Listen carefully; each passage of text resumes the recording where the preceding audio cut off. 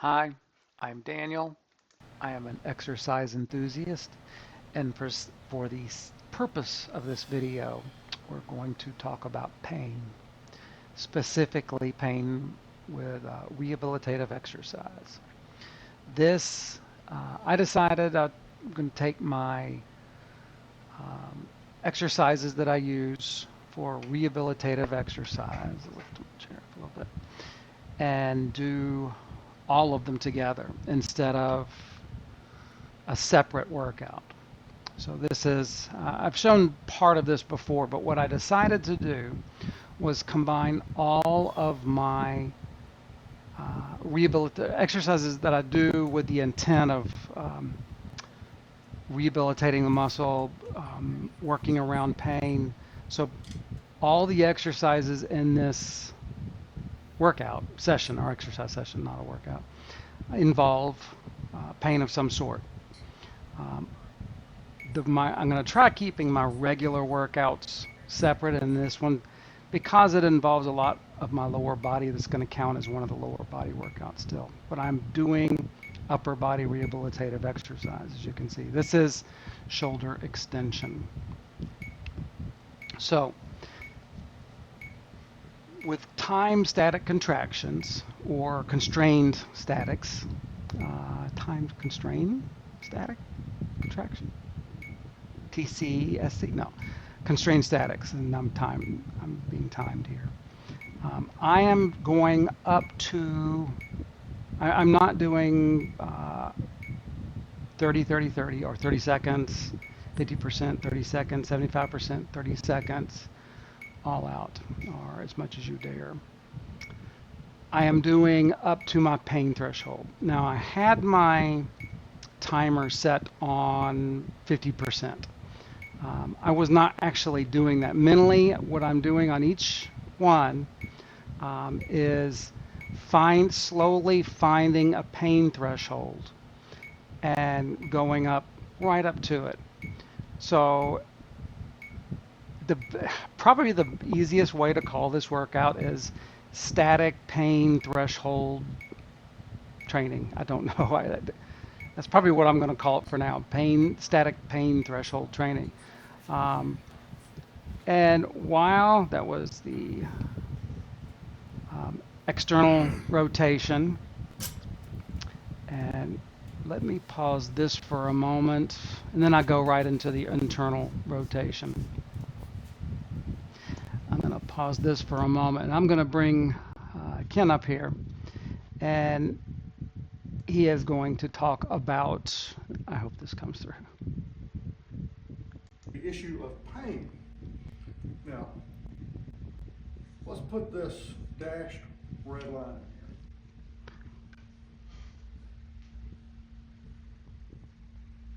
Let him Now, explain it. to begin with, I don't know that's there. That's a pain threshold. And the subject or the patient doesn't know it's there. That would be me. And we're going to call that a pain threshold, but the word pain threshold is slightly misleading because we don't want not only to not cross, we don't want to cross that pain threshold, but moreover, we really don't want to encroach upon it. We don't want to crowd it. It's somewhat like we're groping around in the dark, a totally dark room, and we know there's a chair in there, but we don't know where it is. And we don't want to trip over the chair, but we got to find that chair. Yeah, so that's what it's like. As we ramp up, in a sense, we are looking for that red line. So that's exactly what I'm trying to do. While I am training on each of these exercises, and I'll put a link to this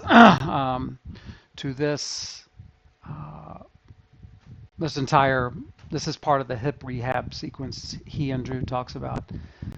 I'll put a link to that, but I included this in my A Study of Exercise Instruction playlist. So I'm going to put a link to the playlist in here. Anyway, let's put that off for now. So while I am doing each of these exercises in here, in any of the exercises you see in this sequence, this is just going to be for now, my pain threshold exercises training. When you're doing this kind of training, you can probably do quite a bit more. In other words, I don't mean more sets, more volume. I mean just more exercises. You're not going to be pushing yourself hard enough to inroad the muscle deeply and get your entire system tired. You're really trying to, and this is my part of my hip rehab sequence. So on all these exercises, I am letting whatever my greatest pain is on this exercise, it is my left hip. On the other, and this is quite normal, if people have pain in their right hip, they will usually have pain in their left shoulder or right shoulder. So this is the internal hip rotation. While that's going on, let's bring back Ken, let him finish talking. We don't want to cross it, but we don't want to crowd it either. We want to get just to the edge of it. Or it might not even be pain or discomfort. It might be fear. Fear is healthy in this regard. Yes. So we get to the end of that first level, that first stage, and we start to ramp up again, and whoa, we're not going to go there. So here's what's going to happen. Instead of going up to this line, along this slope, we're going to come up to about right here. This is what I'm doing. This is going to be my effort level right here. This is exactly how I'm trying to do it. Now I'm going to get to here, and unbeknown to me, the instructor, I'm going to say ramp. Well, if the patient is being dutiful, compliant, they're not going to go up here. They're going to continue to stay under that threshold. Now, Okay. it might be that the pain increases. Good. Okay, so on each of these exercises, just like he said, I am going up to, and I was trying to, on this workout, this time I was trying to do upper, lower. That is just so mentally bothersome. I'm not going to do it next time. I'm going to do my upper body sequence and my lower body sequence. That was just a hassle. So the next workout will be different. But I am doing exactly like he said here, going up to that pain threshold and not going beyond it. I'm just staying there for 90 seconds. I've remade one of my things to try to follow this. I'm not sure, but how that works. This is internal rotation. Now, I previously did external rotation.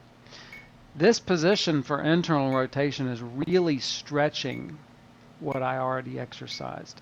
And in static exercise, since you're not doing dynamic work, with dynamic work, the flexibility training is already there. You don't wouldn't have to do this. If I had a external rotation dynamic exercise, this would be redundant, this exercise. So I'm doing that one here. Let's go back to Ken while I'm looking like I'm concentrating. I'm trying to. And comes down, and the patient needs to back off. And in some rare instances, they may need to just quit and use the word, and this is one of the acceptable words, ouch. Ouch. At that point, the instructor will yes, no, say, hot, cold, terminate, ouch. stop, We got to discuss this. What is it? Yes, no, hot, cold, ouch is the only thing a client should be saying to a trainer. All right, so yeah, I've been having issues with that lately. After each exercise, lower body, I'm trying to work on my hip flexibility, trying to regain some more flexibility in my hip, but I'm also needing to work on my lower turnaround. I noticed in my last workout like this, my lower turnarounds were just okay. Not even, some of them weren't even okay. Um, and I logically know that if the entire planet all of a sudden focused on lower turnarounds, and being really good and cautious with lower turnarounds, you would see a tremendous increase in the effectiveness of just any exercise. So I thought, okay, I need to focus on my own turnarounds. This is the opposite. This is external hip rotation. So let's go back to Ken while I'm doing it. When did you feel it? How bad was it? Maybe we shouldn't be doing this exercise now. But These are things you talk about with clients. one of the things we're looking for is that as we perform subsequent sessions, this pain threshold will move up, and hopefully disappear That's the completely. goal. So the next session, maybe session number 2, there's no pain at all. That is the goal. That is whether or not you actually achieve it on this workout. Size, strength, um, size and strength are secondary benefits, side effects that you're trying to achieve. Um, Pain threshold training using this, like you said, I'm trying to increase the strength of my muscle and use that to decrease the pain. So as the pain goes up, as my strength goes up, um, that pain threshold should rise and eventually, hopefully, disappear. I doubt disappear will happen, but I can definitely probably get almost all of them a little higher, which would make my daily life a lot more comfortable. I spent a lot of time doing it. Did I pause that? I don't think I paused it. No, I did not. Let's go back to Ken. So that's a very important concept. And without this explanation, you're going to be very lacking in And your I'm doing communication process with the patient. So dynamic set of squats. get you a whiteboard. Drew. Okay. All right. So, yeah, I definitely recommend watching that full. And I'm doing a good bit of what I'm doing in there is in this, in that link I'm going to put on here. I often tell people if they cannot do 10 comfortable body weight squats, butt to heels, they got no business putting a bar on their back. I know not a lot of people are going to agree with that. But there it is. If you cannot do 10 body weight squats and sit comfortably in a human squat, or what people here in the West call Asian squat, if you cannot comfortably sit in a squat position, you got no business putting a bar on top of your shoulders.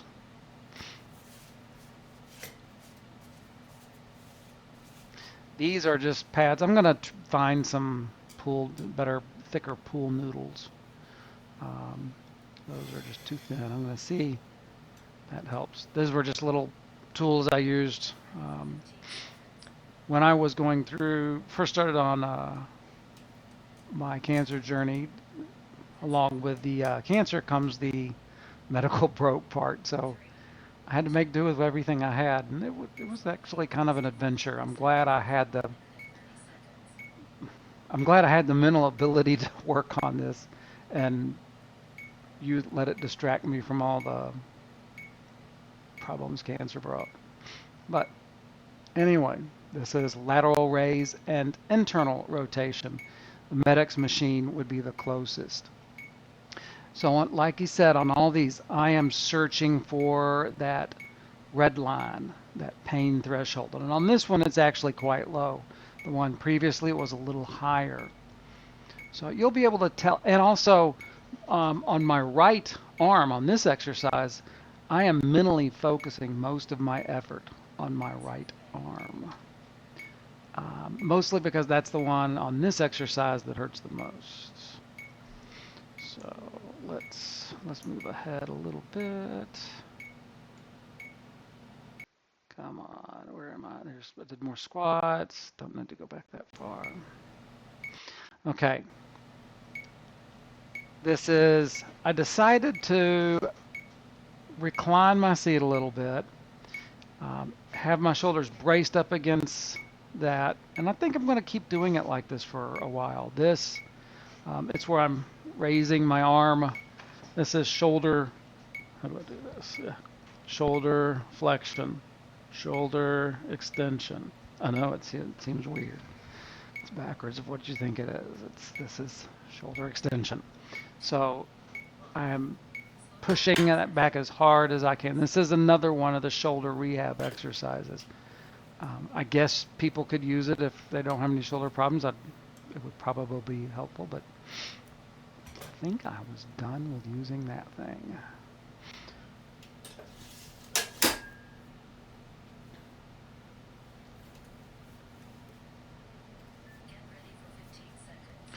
This is the overhead, the opposite motion. This is shoulder flexion. And again, red line. So let's go ahead. So we'll just go ahead through all the ones I did. This is lumbar extension. I want to kind of go back on this and go through it. One of the things, come on. I wish I had to go 10 seconds ahead on that. Let's see if I can do it this way. Okay, on lumbar extension, I figured it was better to get the belt set first. And what I need to do is mark where the belt is to make that a little bit easier. Put the belt on first instead of put it on the thing first, and then put it on. Make sure it's in the right place on your shoulders. That was a little difficult. I still need to work on that a bit, and then get into it. And this position actually works a lot better each time I do it. Having, just like on abdominal, having my legs out kind of takes my hips out of it a little bit. I can't really push. When I do push with my feet or legs, it's pushing my belly and pelvis forward. So any pushing is actually beneficial. I'm pushing my belly into the pad and my shoulders. Ideally, you would have like a wall right here, push your belly against it, and then another pad or wall right here, and you just go like that. Kind of like a linear spinal extension machine. Anyway, that was lumbar. What did I do after lumbar? I think it's pretty close to the end. Oh, I wanted to show this. This is how tight I am. Before this, now I'm not wide straddle in that position. I used to could go quite in this position, belly to the ground, face to the ground. This is about as far as I've been able to go since radiation. I can get it, if I spend all day, I can go a little further down, but as I wake up in the morning, I'm back to zero. It's so frustrating. It's better than last year. It's just getting better really slowly. It's so frustrating. And now I'm working on lower turnaround. I'm not worried about the speed of motion. I'm not worried about standing up too long, too tall. Straightening. I'm only thinking on lower turnaround for a few weeks. I'm just going to focus on that and get that done. A little better.